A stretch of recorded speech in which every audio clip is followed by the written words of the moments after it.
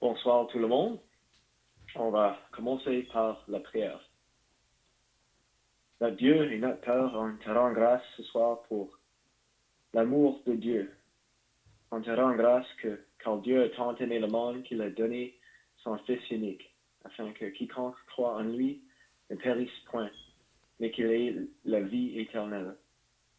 On te rend grâce que le Sauveur, le Seigneur Jésus-Christ, a donné sa vie sur la croix pour nous. Et on te rend grâce que c'est possible pour les pécheurs à avoir la vie éternelle, pas par ses propres œuvres, mais c'est le don gratuit du Dieu. C'est par la foi qu'on peut recevoir le salut, et on prie ce soir pour les âmes qui sont perdues, qui ne connaissent pas Dieu. On prie ce soir qu'ils soient sauvés au nom du Seigneur Jésus. Amen.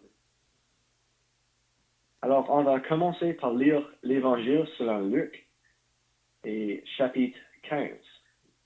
L'Évangile selon Luc, chapitre 15 et verset 11.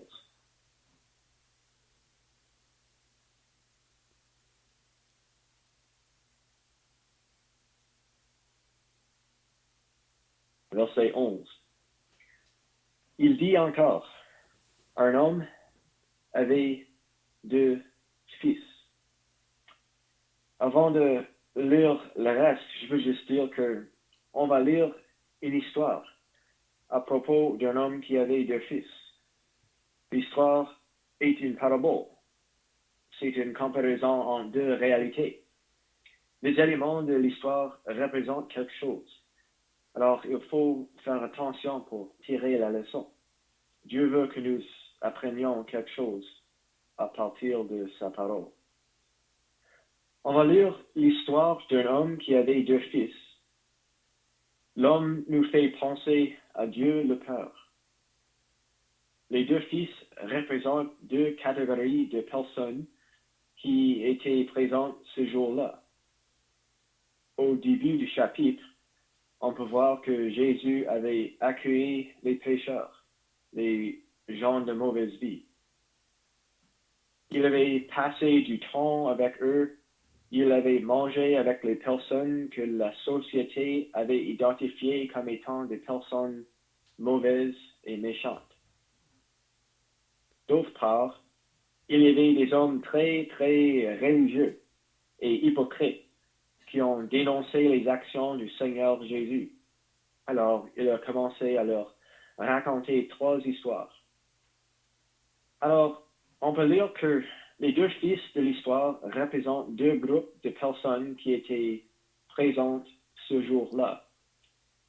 Cependant, si on recule un petit peu pour observer la scène, on peut constater que vraiment, les 2 fils nous font penser à chaque personne dans le monde aujourd'hui.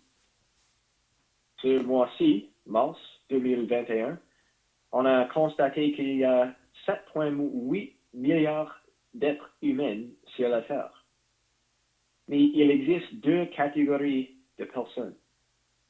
Ceux qui connaissent Dieu par la foi et ceux qui ne connaissent pas Dieu. Alors, on va lire l'histoire, mais j'aimerais que vous réfléchissiez. J'aimerais que vous vous demandiez, lequel suis-je? Alors, on va continuer. Verset 12. Le plus jeune a dit à son père, « Mon père, donne-moi la part de bien qui doit me revenir. » Et le père leur partagea son bien. Peu de jours après, le plus jeune fils, ayant tout ramassé, partit pour un pays éloigné, où il dissipa son bien en vivant dans la débauche.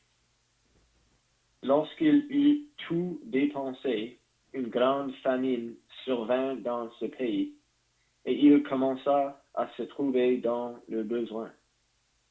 Il alla se mettre au service d'un des habitants du pays, qu'il envoya dans ses champs garder les pourceaux. Il aurait bien voulu se rassasier des carouges que mangeaient les pourceaux, mais personne ne lui en donnait.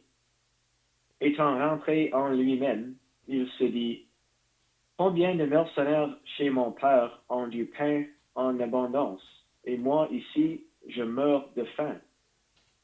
Je me lèverai, j'irai vers mon père, et je lui dirai, mon père, j'ai péché contre le ciel et contre toi. Je ne suis plus digne d'être appelé ton fils. Traite-moi comme un de tes mercenaires. Et il se leva. Il alla vers son père. Comme il était encore loin, son père le vit et fut ému de compassion. Il courut se jeter à son cou et le baisa. Le fils lui dit, mon père, j'ai péché contre le ciel et contre toi. Je ne suis plus digne d'être appelé ton fils. Mais le père dit à ses serviteurs, apportez vite la plus belle robe et l'en revêtez. Mettez-lui un anneau au doigt et des souliers aux pieds. Amenez le veau gras et tuez-le. Mangeons et réjouissons en nous. Car mon fils, que voici, était mort, et il est revenu à la vie. Il était perdu, et il est retrouvé. Et ils commencèrent à se réjouir. Or, le fils aîné était dans les champs. Lorsqu'il revint et approcha de la maison, il entendit la musique et les danses. Il appela un des serviteurs et lui demanda ce que c'était. Ce serviteur lui dit, ton frère est de retour, et parce qu'il l'a retrouvé en bonne santé, ton père a tué le veau gras. Il se mit en colère et ne voulut pas entrer. Son père sortit et le pria d'entrer.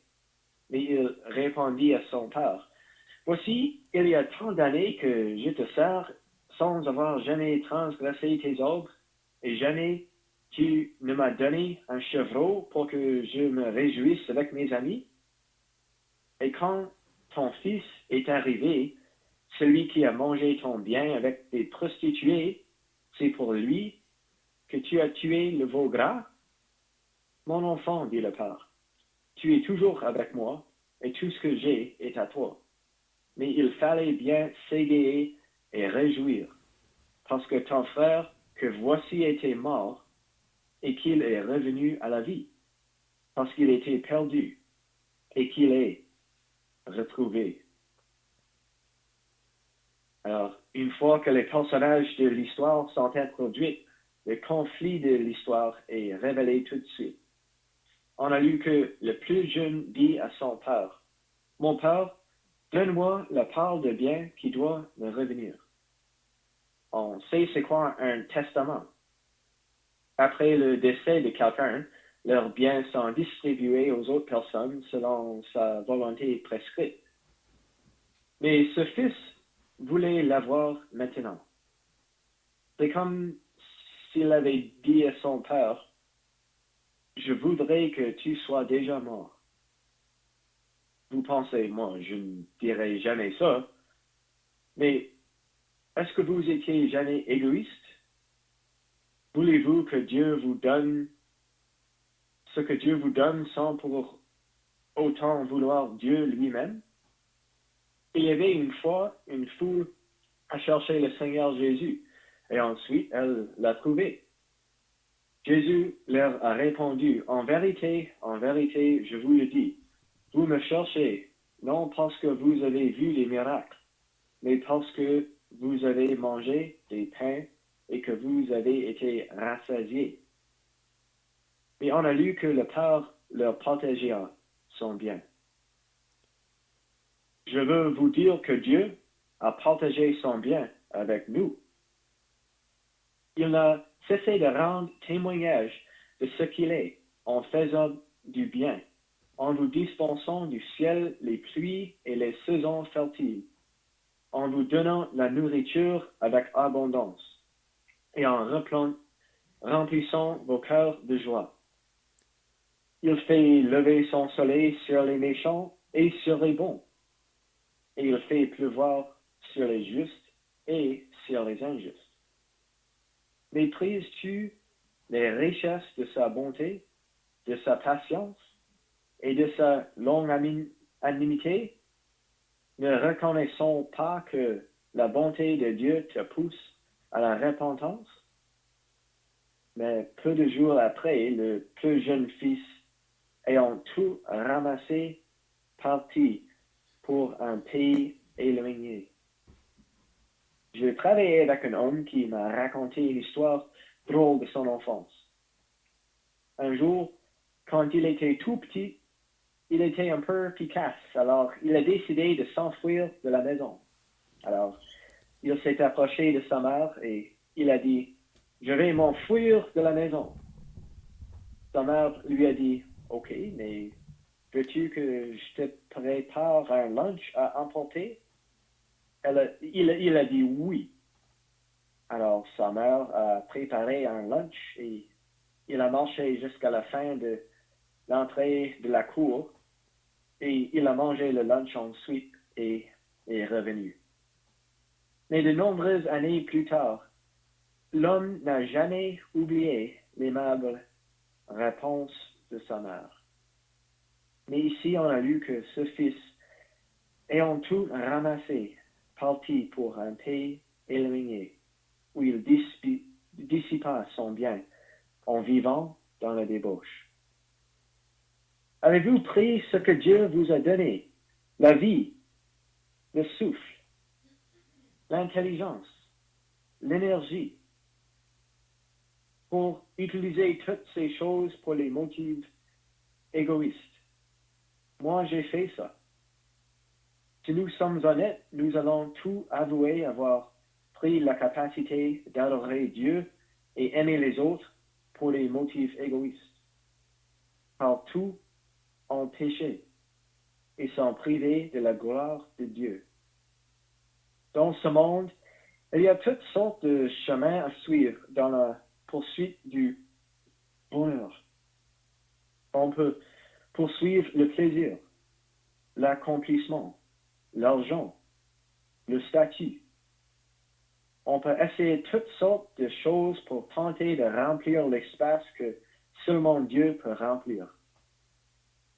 Nous étions créés pour connaître Dieu, et toute autre poursuite est sans valeur, vide de sens et vaine. Et on peut imaginer ce que le Fils a fait en vivant dans la débauche, c'est-à-dire l'usage excessif et plaisir sensuel. Cependant, ce mode de vie n'est pas durable. Avec le temps, le Fils allait dépenser tout son argent. Qu'est-ce votre vie? Vous êtes une vapeur qui paraît pour un peu de temps et qui ensuite disparaît. En même temps, il y avait une grande famine dans ce pays et il commença à se trouver dans le but. Est-ce que Dieu a jamais permis une famine spirituelle dans votre vie pour vous donner l'opportunité de voir votre besoin spirituel comme cet homme? Il s'est mis au service d'un des habitants du pays qui lui a donné un travail, garder les pourceaux. C'est peut-être pas un mauvais travail, mais n'oubliez pas deux choses. Premièrement, dans la culture des personnes qui écoutaient la parabole de Jésus, les pourceaux étaient une chose impure. Et deuxièmement, le salaire n'était pas bon non plus, parce que le Fils aurait bien voulu se rassasier des carouges que mangeaient les pourceaux. Mais personne ne lui en donnait. Sa vie était misérable. Il avait faim. Il était nécessiteux.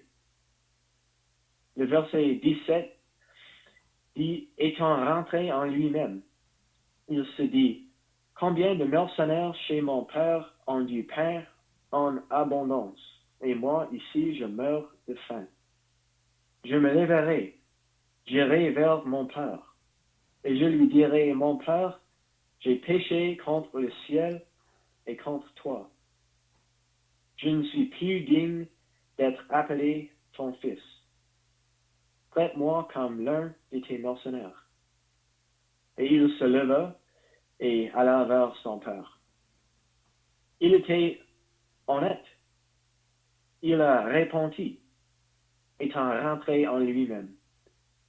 Il s'est rendu compte qu'il ne méritait rien de son père.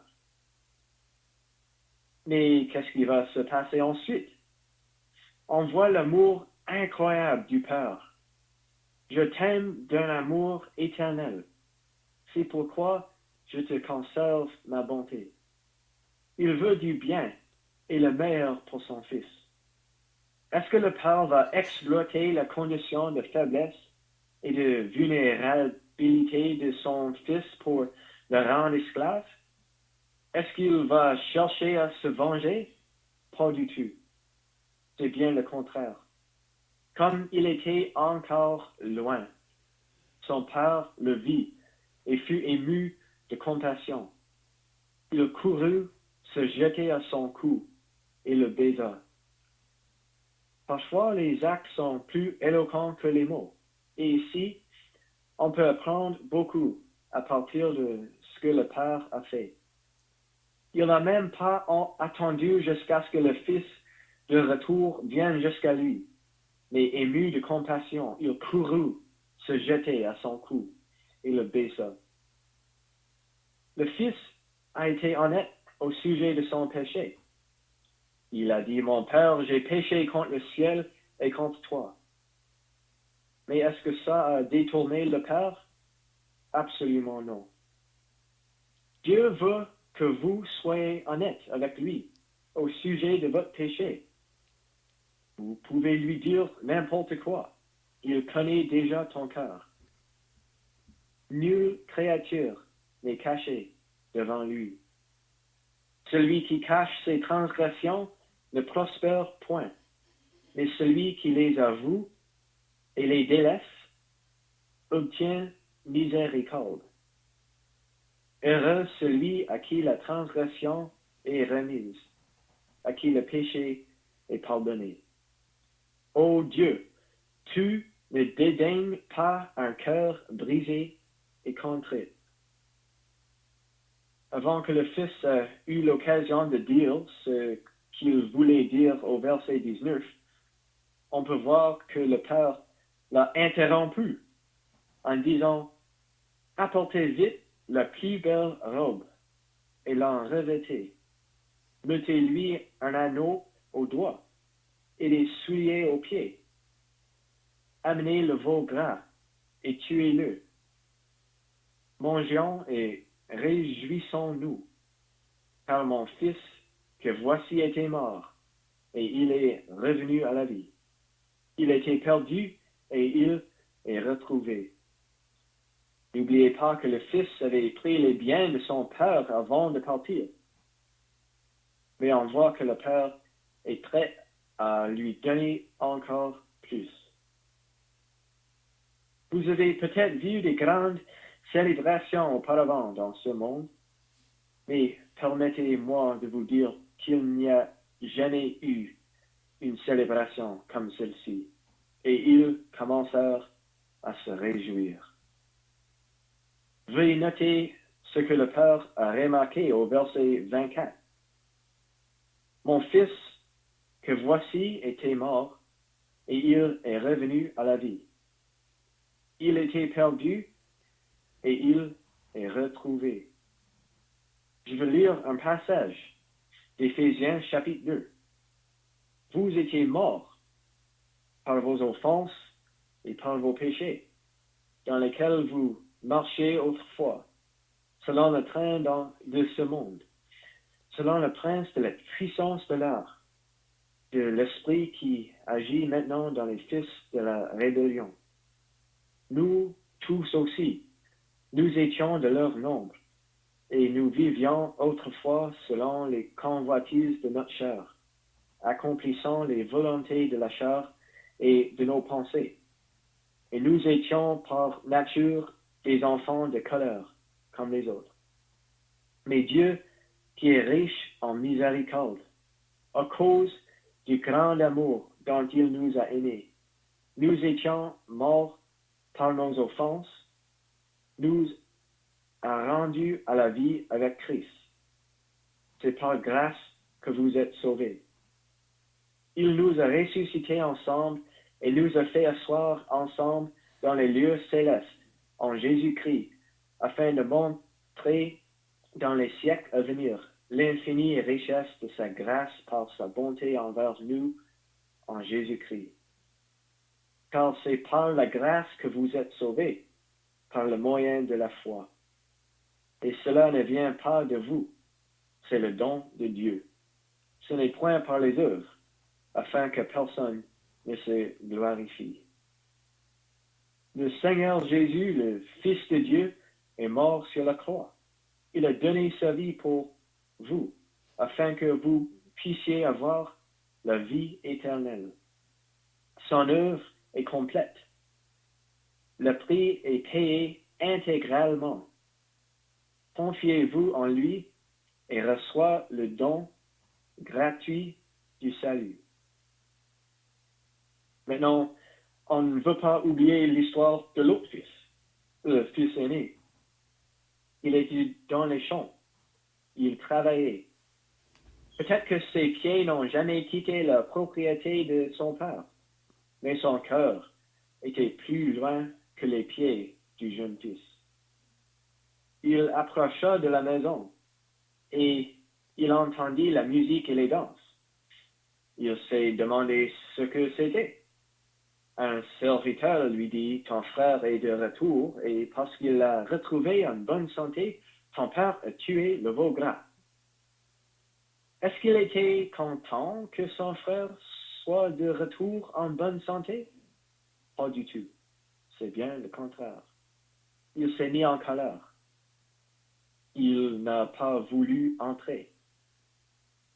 Son père est sorti et l'a prié d'entrer. Le fils aîné a dit, voici, il y a tant d'années que je te sors, sans avoir jamais transgressé tes ordres. Et jamais tu m'as donné un chevreau pour que je me réjouisse avec mes amis. Est-ce que c'est vrai que le fils aîné n'a jamais transgressé ses ordres? Peut-être ses mains n'ont pas cessé de travailler il y a tant d'années, mais son cœur n'adore pas Dieu, le Père. Il n'était pas honnête comme le jeune fils, qui n'a pas caché ses transgressions, mais qui les a avouées et les a délaissées, et qui a obtenu la miséricorde. Mais le verset 30 révèle aussi que le fils aîné a pensé qu'il était meilleur que son frère. Mais il n'y a point de distinction, car tous sont péchés et sont privés de la gloire de Dieu. Est-ce que Dieu veut nos œuvres? Est-ce qu'il veut qu'on paye pour le salut? On ne peut pas payer pour le pardon. On ne peut pas acheter un don gratuit. Ce n'est point par les œuvres, afin que personne ne se glorifie. Encore une fois, confiez-vous en le Seigneur Jésus-Christ et recevez le don gratuit du salut. Recevez la bénédiction d'avoir une relation avec le Dieu qui vous aime énormément. On va terminer par la prière.